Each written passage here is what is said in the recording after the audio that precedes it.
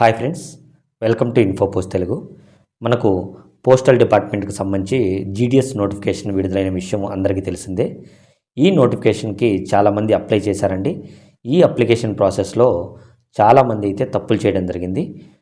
చాలామంది అయితే కామెంట్లు చేస్తున్నారు, ఏవేవి తప్పులు పోయినాయో ఇవి కరెక్షన్ చేయొచ్చు అని అడుగుతున్నారు. దాని గురించే నేను ఈరోజు ఈ వీడియోలో మీకు క్లీన్గా చెప్తానండి.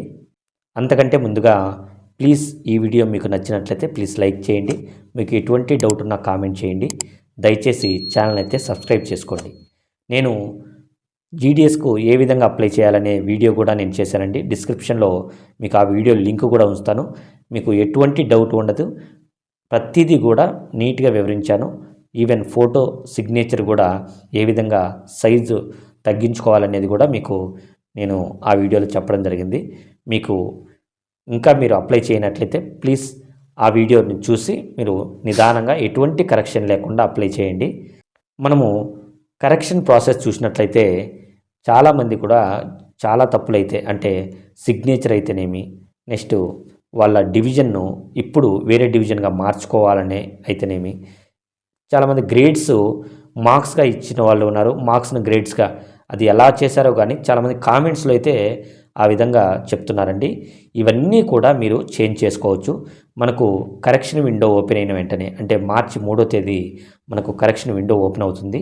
ఈ విండో ఓపెన్ అయిన వెంటనే మనకు రిజిస్ట్రేషన్ చేసుకున్న దగ్గర నుంచి, అంటే మన నేము ఎంటర్ చేసిన దగ్గర నుంచి లాస్ట్ డివిజన్ వరకు ప్రతిదీ కూడా మనము కరెక్షన్ చేసుకోవచ్చండి. మీరు ఎటువంటి కంగారు పడాల్సిన అవసరం లేదు. ప్రతి చిన్న మిస్టేక్స్ కూడా మళ్ళీ మీరు స్టార్టింగ్ అప్లై చేస్తున్నట్టే ప్రతిదీ కూడా కరెక్షన్ చేసుకోవచ్చు.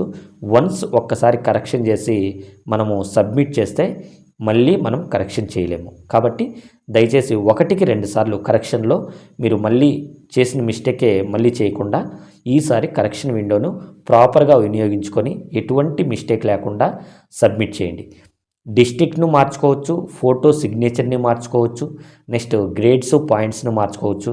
కొంతమంది వారు ఎక్కడ పాస్ అయ్యారు అంటే ఆంధ్రప్రదేశ్ అని అప్లై చేసే దగ్గర తెలంగాణ అని చేయాలి, కానీ వారు రివర్స్లో, అంటే మీరు ఎక్కడ చదివారనే దగ్గర వాళ్ళు ఎంచుకునే సర్కిల్ని తెలంగాణ అని ఎంటర్ చేస్తున్నారండి. మీరు అది కొద్దిగా చూసుకోండి. మీరు ఎంటర్ చేసేటప్పుడు ఎక్కడ పాస్ అయ్యారు అని అంటే ఆంధ్రప్రదేశ్ అని పెట్టాలి.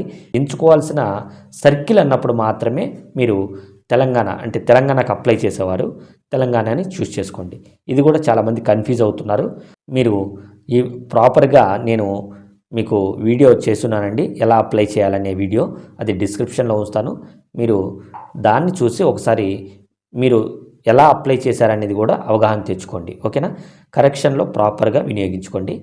మన ఛానల్లో నెక్స్ట్ మన పోస్ట్ ఆఫీస్ స్కీమ్స్ ప్రతి ఒక్కటి కూడా వివరించడం జరుగుతుందండి. పోస్ట్ ఆఫీస్ జాబ్, అంటే జీడిఎస్ జాబ్ చేస్తున్న వారికి ఉపయోగంగా ఉంటుంది. అంతేకాకుండా చాలామందికి గ్రామస్తులైతేనేమి, ఎంప్లాయర్స్ అయితేనేమి చాలామందికి ఉపయోగపడే స్కీమ్స్ మన పోస్ట్ ఆఫీస్లో ఉన్నాయండి. వాటి గురించి అన్నిటి గురించి కూడా నేను డే బై డే మీకు వీడియోలో నీట్గా ఎక్స్ప్లెయిన్ చేస్తాను. చాలామందికి కూడా ఇది ఉపయోగపడతాయండి. మనకు దేశంలోనే ఏ సంస్థ కానీ ఏ ప్రభుత్వ పథకం కానీ మన పోస్ట్ ఆఫీస్ స్కీమ్స్తో పోటీ పడలేవండి. కానీ అవేర్నెస్ లేక మనకు ఈ పోస్ట్ ఆఫీస్ సంబంధించిన స్కీమ్స్ గురించి బయట ఎక్కువగా వినిపించట్లేదు, కానీ చాలా మంచి స్కీమ్స్ అయితే ఉన్నాయి. అంతేకాకుండా జీడిఎస్ అభ్యర్థులు ఈ స్కీమ్స్ను ప్రజల్లోకి ఏ విధంగా చేరవేయాలి, అంతేకాకుండా అదనపు ఆదాయం కూడా మన జీడిఎస్ అభ్యర్థులకు ఇవి చేయడం ద్వారా వస్తాయండి. అవి కూడా నేను వీడియో చేస్తున్నాను, ప్లేలిస్ట్లో ఉంటుంది. మనము జీడిఎస్గా ఉండి ఎక్స్ట్రా ఆదాయం ఎలా మనం పొందాలి అనేది కూడా నేను వీడియో చేస్తున్నాను. అది కూడా మీకు డిస్క్రిప్షన్ బాక్స్లో ఉంచుతాను, వీలైతే చూడండి. ఓకేనా? మీకు కంటెంట్ నచ్చినట్లయితే ప్లీజ్ లైక్ చేయండి. దయచేసి ఛానల్ అయితే సబ్స్క్రైబ్ చేసుకొని ఫాలో అవ్వండి. మనకు వాట్సాప్ గ్రూప్స్ లింక్స్ కూడా డిస్క్రిప్షన్లో ఉంటాయండి. మీకు తగిన వాట్సాప్ గ్రూప్ లింక్లో మీరు చేరే ప్రయత్నం చేయండి. Thank you.